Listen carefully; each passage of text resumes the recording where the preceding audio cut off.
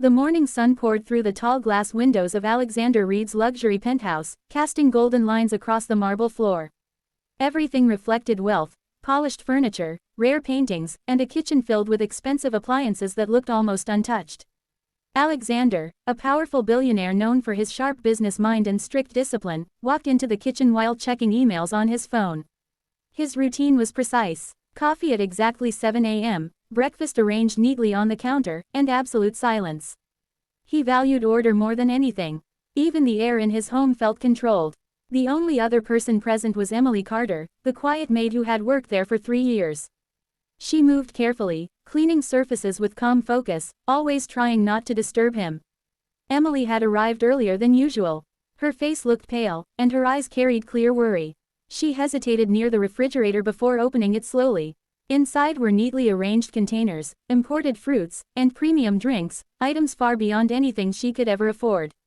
She wasn't searching with greed. Instead, she looked anxious, almost desperate, as if trying to confirm something important. At that exact moment, Alexander looked up from his phone. His eyes narrowed. To him, the kitchen was a private space: his rules, his property, his boundaries. Seeing Emily checking the fridge without permission felt like a violation. "What are you doing?" His voice cut through the quiet room. Emily froze. Her hands trembled slightly as she closed the door. "Sir, I was just..." "Just what?" Alexander interrupted, stepping closer. His tone sharpened, fueled by quick assumptions. Years of running billion-dollar deals had made him fast to judge and even faster to act. I needed to check something," Emily said softly, her voice shaking. Alexander didn't wait for an explanation. In his world, hesitation meant guilt. "You're here to work, not to help yourself to my food," he said coldly. Emily shook her head. "No, sir, it's not like that.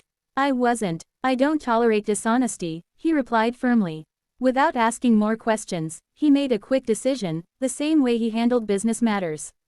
"You're fired. Pack your things and leave immediately." The words felt unreal to Emily. Tears filled her eyes, but she didn't argue. She simply nodded. "I understand," she whispered, though her expression showed deep pain.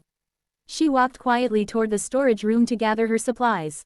Alexander returned to his coffee, trying to ignore the uneasy feeling growing in his chest. Something about her reaction seemed different, not defensive, not guilty, just deeply hurt.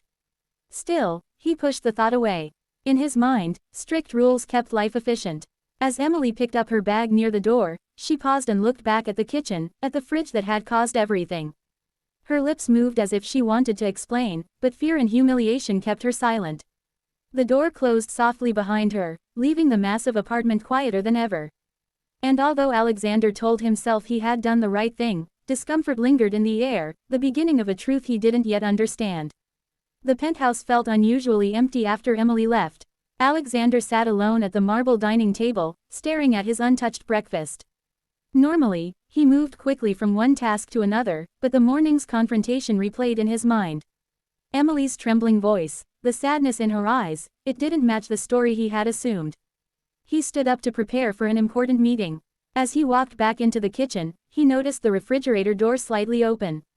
A small red light blinked on the display panel. Annoyed, he pulled the door wide open. Everything inside looked perfectly organized.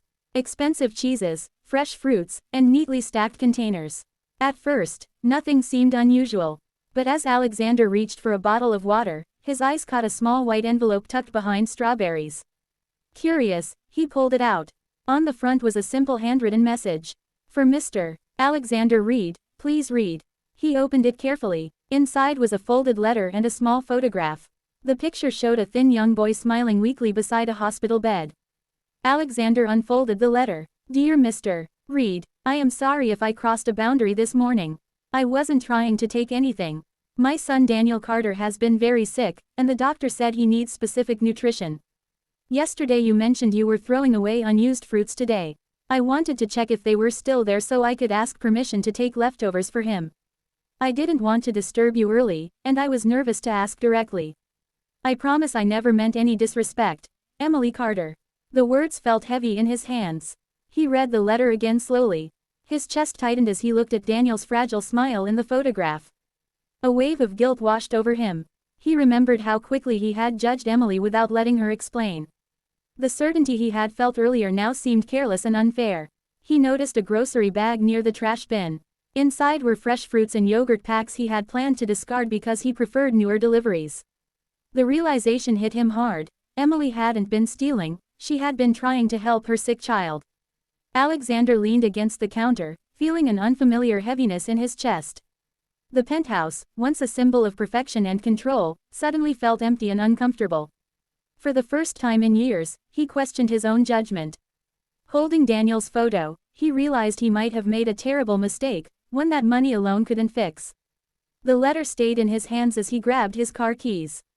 His assistant Michael Brooks called about an important meeting, but Alexander ignored it, something he had never done before. One thought filled his mind: he needed to find Emily and make things right. Using her address, Alexander drove across the city, leaving behind luxury streets for older neighborhoods. Narrow roads and aging buildings replaced polished towers.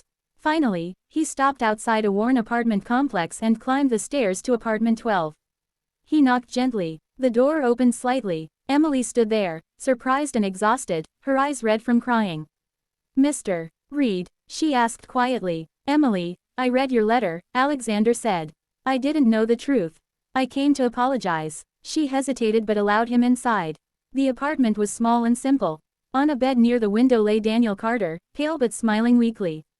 Alexander felt his throat tighten. Seeing Daniel in person made everything real: the sickness, the struggle, the silent strength Emily carried daily. "I'm sorry," Alexander said softly. "I judged you without listening. I fired you without understanding." Emily looked down. "I didn't want to break your rules. I just wanted to help my son." "You did nothing wrong," Alexander replied gently. "I was the one who failed." He crouched beside Daniel. "Hi, Daniel. I'm Alexander." Daniel gave a small wave. "Mom says you're her boss."